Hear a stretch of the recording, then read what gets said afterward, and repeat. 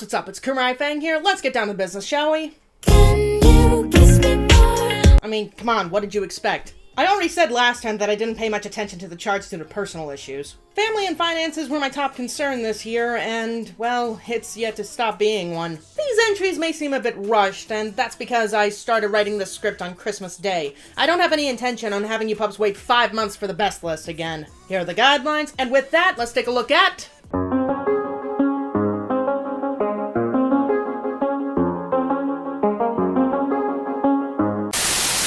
The consensus about country music this year is that it was shit.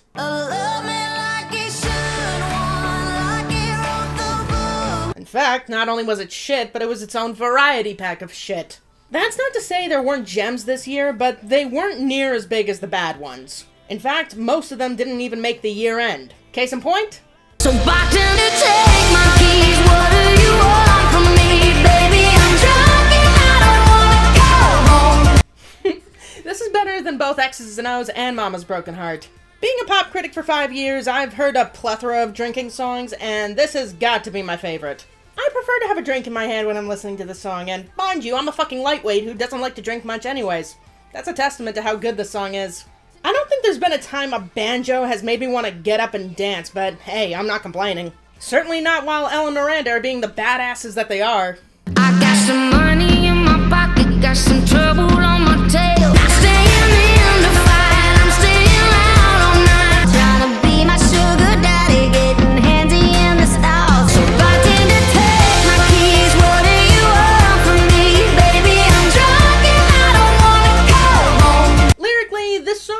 Can't Stop by Miley Cyrus if the tone did a complete 180. That song made partying sound depressing and unfulfilling. This one makes it the joyous thrill it should be.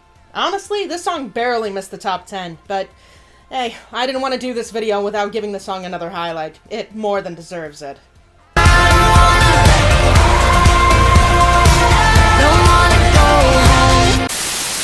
I do the same thing I told you that I never would. I told you I changed, even when I knew I never could. So, for anyone who didn't know, I came out as non-binary in the middle of December, which is something I never thought I would do. My diamonds leave with you. I have a great amount of love and respect for non-binary artists, as well as people who like to push the limits on the gender line. But I didn't start questioning my gender until after I started editing my worst list. And I'm not gonna lie, it's still a bit confusing to me, and I'm still struggling to express my authentic self, whatever that actually is. But if I can take comfort in something, it's that gender and sexual norms are starting to be challenged, queerness is starting to be more normalized, and I can grow into my true self in a safe environment. And for that, I think we deserve to take a little victory lap. I told you long ago on the road, I got what they waiting for. I can't begin to describe the level of love and respect that I have for Lil Nas X. Hopefully this list does it more justice than I can with whatever I put to paper. But it gives me great joy that not only is he being himself and delivering great music, but he's still successful while doing it. I've heard some people call this Montero's We Are the Champions, and in its own way, it is.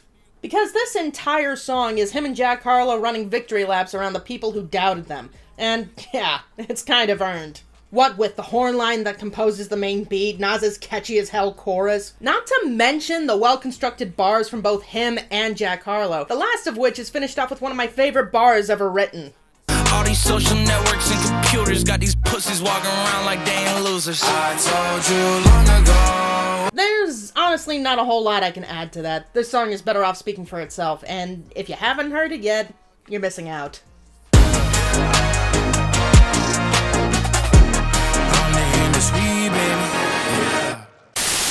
I get drunk, wake up, I'm wasted still. I realize the time that I wasted here. Before I go any further, I just want to quickly apologize for ending these so quickly. A lot of the songs that made this list are actually songs I've already talked about in my fall 2021 ranked video. It's kind of hard not to repeat myself, which is why, for this next song, hopefully I can go a bit more in depth on it.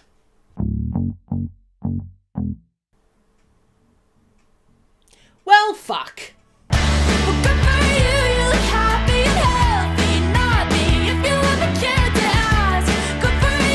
I'm sorry, Sean, I can't agree with you on this one. I've talked about this song extensively with my friend Ducky of Bulk Noise, and where I can nitpick the song to hell and back, I refuse to try and hate it. Its biting, passive-aggressive teenage angst is written out in spades, and Olivia sells her part as the angry, spiteful ex flawlessly. Avoiding any conversation about celebrity drama, this snarky, sarcastic slice of pop-punk is just fantastic. I hate to say that Ducky was right about those imperfect parts being perfect, except I clearly don't because I've always loved them. It's like we never even happened, baby. What the fuck is up with that? Now you can be a better man for your brand new girl. Or maybe you never get it all. You look happy and healthy, not me. Yeah, I'm not arguing with those points. This song deserves the highlight, and honestly, I still only have one problem with it, and that problem is the bass and the verses. The bass gives the song a slow build, and is the only part where I can understand Sean's feelings about it. It does get old, but most days I get through it, specifically to get to that final switch up at the last chorus. Like a damn sociopath, that lost my mind, I've spent the night. So, where I can't honestly put the song very high, it very much does deserve to be on this list. For you, I guess you moved on really easily.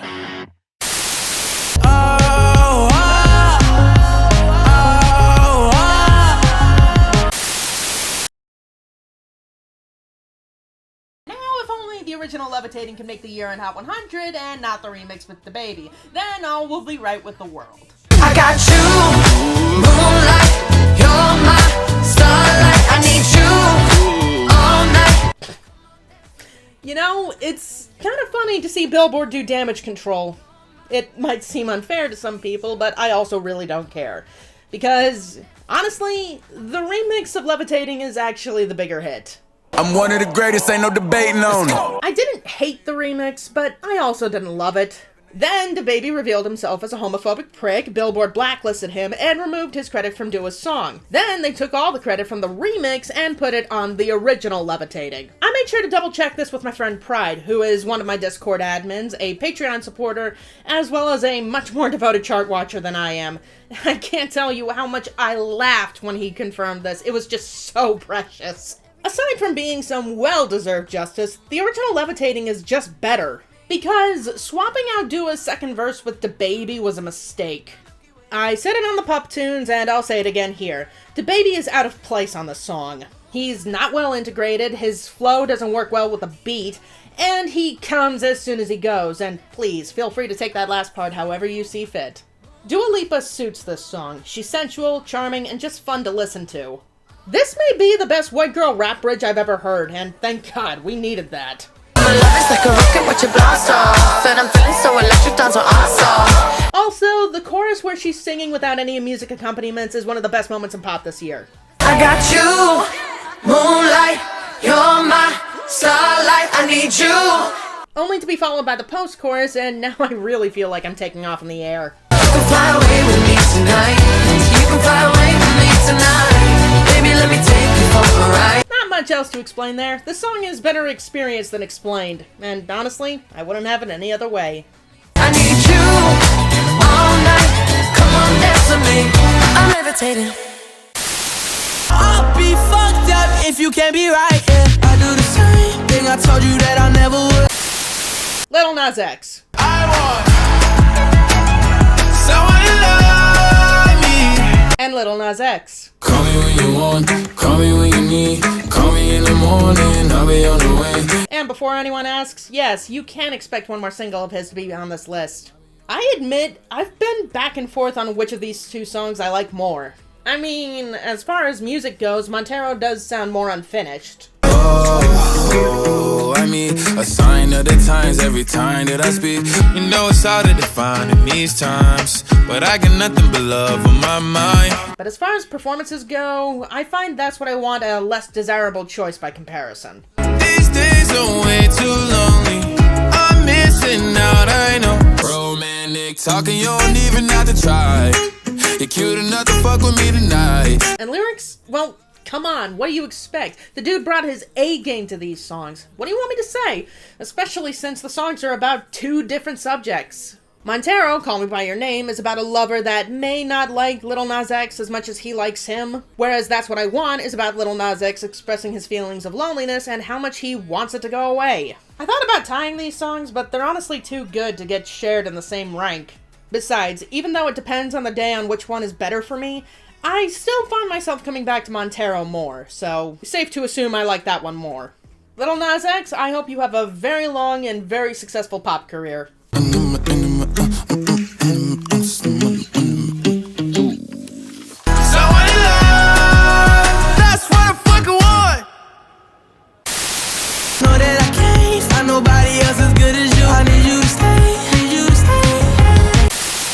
Okay, maybe I gave this song a little too much credit last time.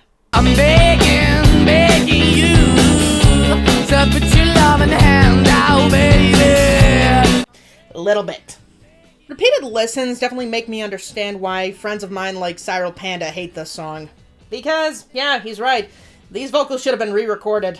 I wouldn't have said this a few months ago, and I'll admit I was convinced this would top the list. But not only did I start enjoying other pop songs more than this one, but Måneskin just have better songs in their discography, especially as of late. I got to review their Eurovision song in November. I Want to Be Your Slave is silly, but it has a lot more streaming traffic and was just as popular worldwide as Beggin' was in the summer. And their latest single, Mamma Mia, is a song I loved so much I highlighted it on Singles Out. And mind you, I'm just cherry-picking the songs everybody in the US know about. Seriously, listen to Coraline sometime. You'll thank yourself for it. But even with all of that, I can't deny that I love their cover of Beggin'. Because, terribly mixed vocals aside, I like Damiano's gravelly vocals. I can look past the mixing most days. The music is just that good.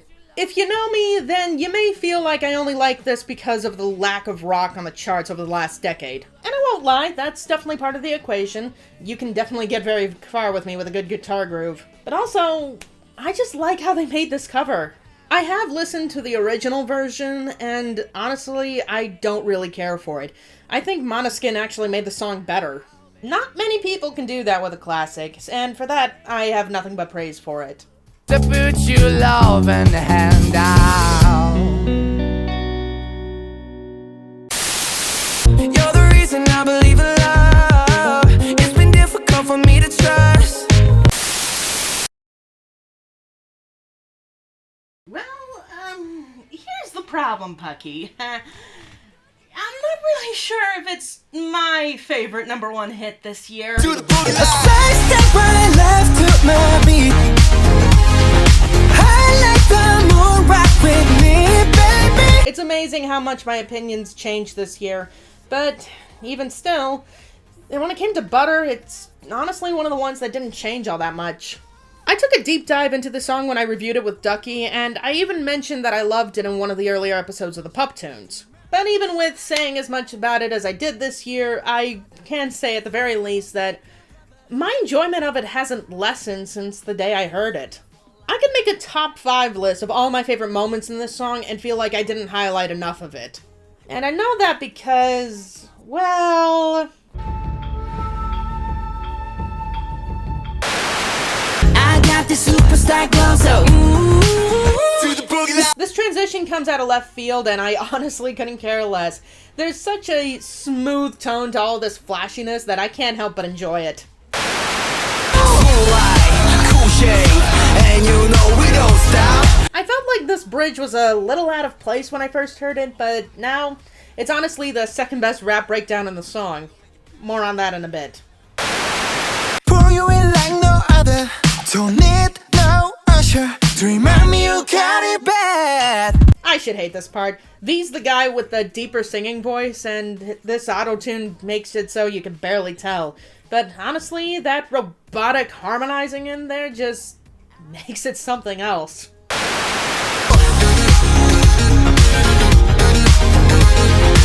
This is like if Dynamite had a smoother beat to it, and honestly, if this were the main groove to the song, I'd probably like Butter more than I do. Let's go. Step right left to my beat. This is one of my favorite hooks of the year. Honestly, I think I might prefer it to Dynamite. Honestly, if the main beat and the verses and the pre-chorus weren't so blocky, I'd probably call it the best of the year. Fresh boy boy, pull up and we lay low. All the players get moving with the bass low. Got the army right behind us when we say so. I'm convinced that Suga and J-Hope are never gonna compare to RM as far as rapping and flow. It's been a consistent thing from song to song, and he's always been the cherry on top whenever I come back to listen to BTS, this time being no exception. I think it's safe to assume that BTS will be back with another banger after this. Big Hit confirmed early last month that BTS are taking a break after an exhausting 2 years. A new album's coming after a much-needed vacation, and I hope it reaches the same heights that they did now, even with Billboard's changing rules. Hotter, sweeter, cooler, butter. Get it, let it roll. Cause you ain't never let me empty-handed. And you know that I can't live without you. Hey, hey, keep my mouth shut and wait. I don't think I'm gonna get over this anytime soon. In fact, it's making me dread Machine Gun Kelly's next project. Probably the thing I hate the most about this song's existence is the amount everyone involved didn't seem to care about it. And by that I mean Coulson is the only guy who cared for it, and it still came out sounding awful. I was just beginning to like the guy's stuff. I was thinking he found the right path and the right people to make phenomenal music with only slight faults in the writing and production. Clearly, I spoke too soon. Honestly, the only thing that can make that sting more is if he made a rap song with a YouTuber and it came out sounding better in every facet.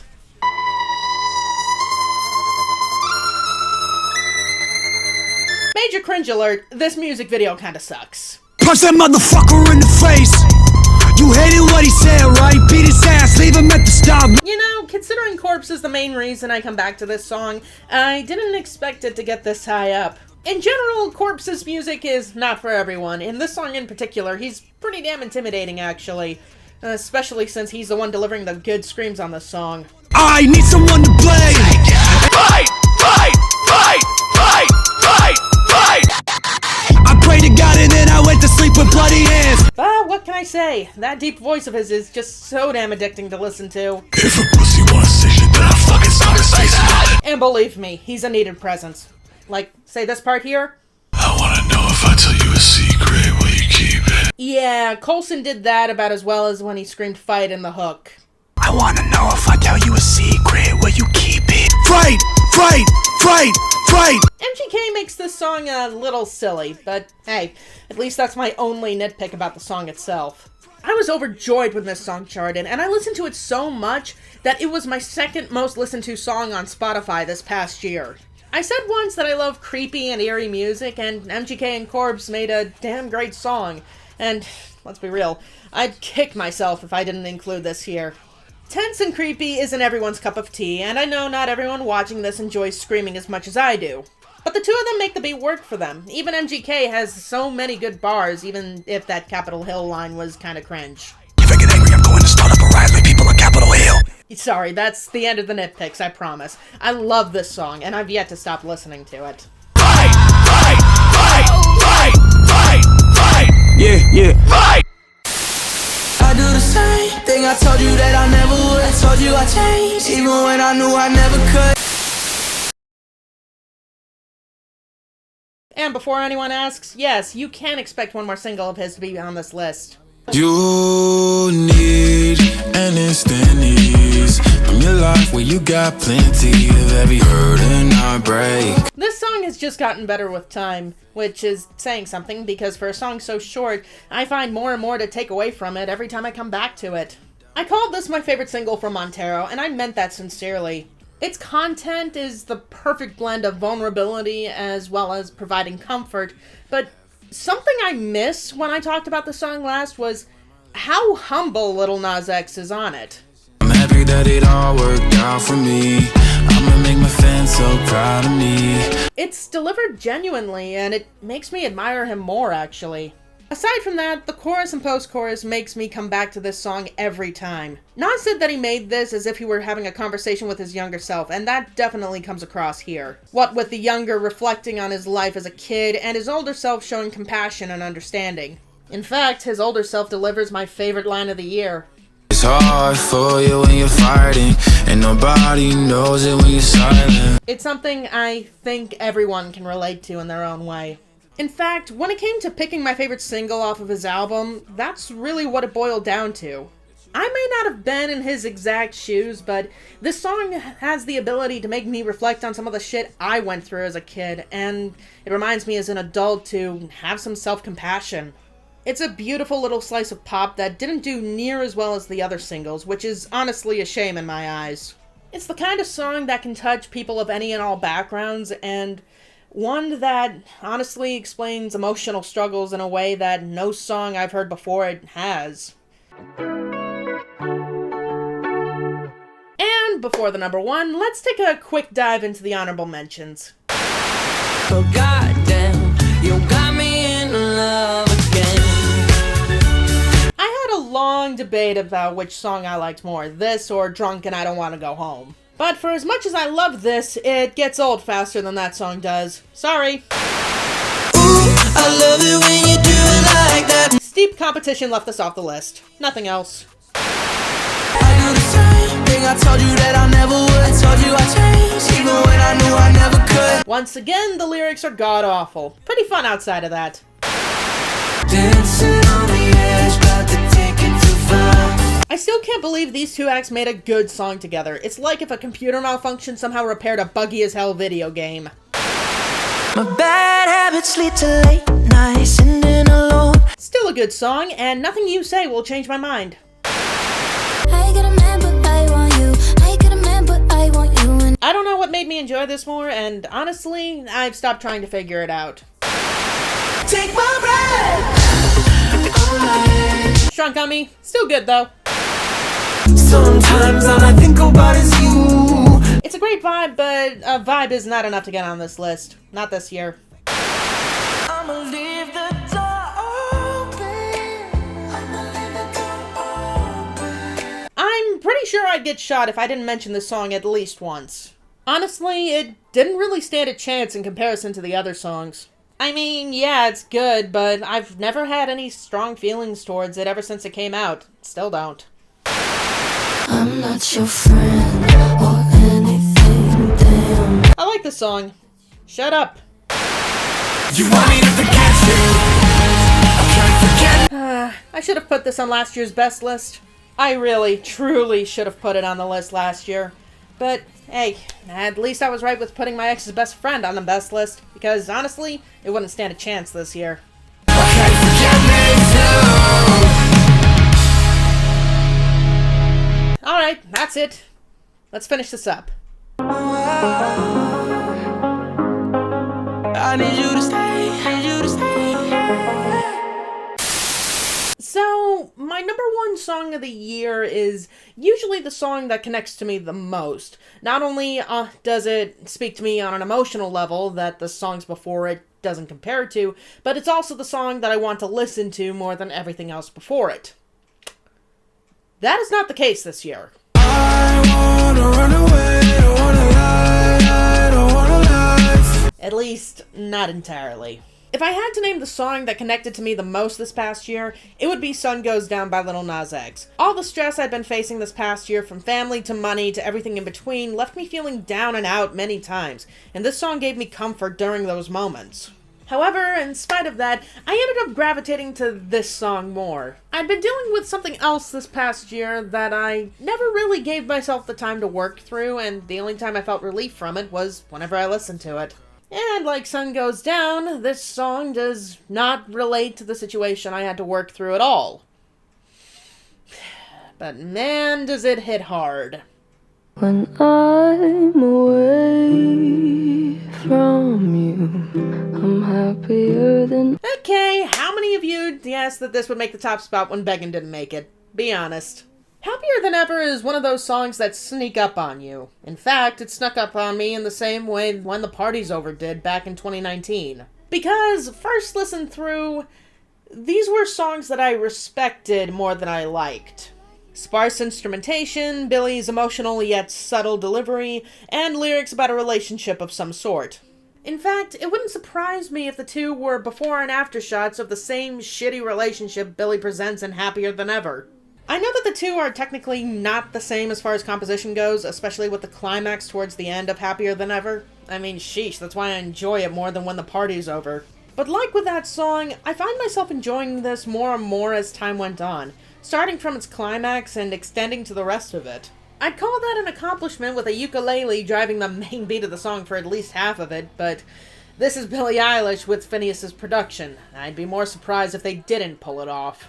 But as mentioned before, this song made the list because of the lyrics and a personal issue related to earlier this year. To give a quick rundown of events, back in January, I returned to a job that left me drained and miserable. I did this because a family member of mine entered the hospital and money was a bit of a concern. I dealt with this until middle of April, where I was fired for a single mistake. Now, losing that job was a blessing. I got to take a much-needed break and then went on to make content full-time. However, just because I was out of that job doesn't mean I was over everything. It was the kind of job where you worked by yourself for 8 hours, where the company only cared about having bodies to fill up the schedule, rather than having good employees, where you were screwed over if your relief just up and decided to not show up, and up until the last few months I worked there, expected you to sell your soul to them for minimum wage in an area where every job gave you more than that. And then upper management would wonder why the turnover rate is so damn high. Gee, I wonder.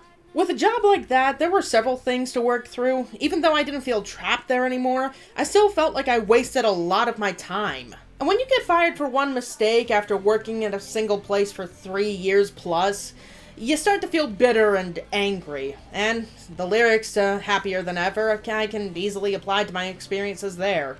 And whenever I feel any of these old emotions about it, I turn to this song to help me work through it. Happier Than Ever by Billie Eilish, a song I didn't even realize I needed, and my pick for the best hit song of 2021.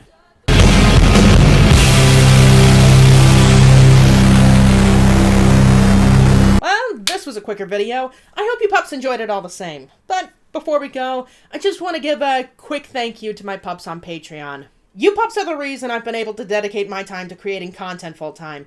I'm able to survive every month because of you and your generosity, and I can't tell you how grateful I am. I've always wanted to make a living through my creative endeavors, and now I can. Thank you pups oh so very much. Speaking of thank yous, an even bigger thanks to all of you listed here, including Eddie Buzzard, Louis Rivera, Matt Jenkins, Ryan Eister, Temple, Ultranatic Productions, and 999. It's a big year, and I have a giant New Year's resolution.